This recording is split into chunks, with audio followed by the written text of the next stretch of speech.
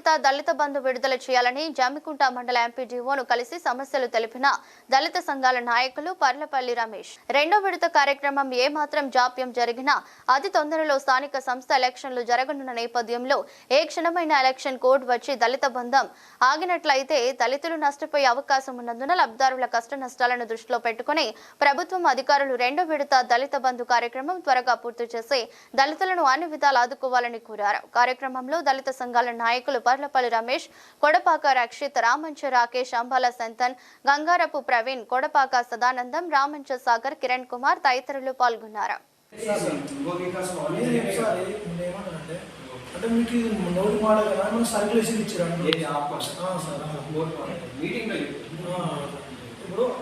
హైదరాబాద్ నుంచి అయితే schedule core నుంచి సర్క్యులేషన్ వచ్చింది. మళ్ళీ సర్క్యులేషన్ ఒకసారి మా పక్కన చెప్పే మాట మీరు చెప్తున్నారు ఒకసారి సార్ని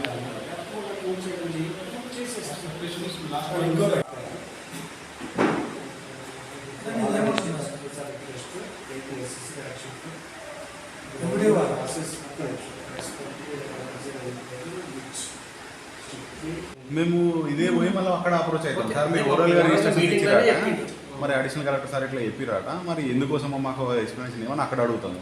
అక్కడ కాకపోతే మంత్రి గారి దగ్గర అడుగుతాం.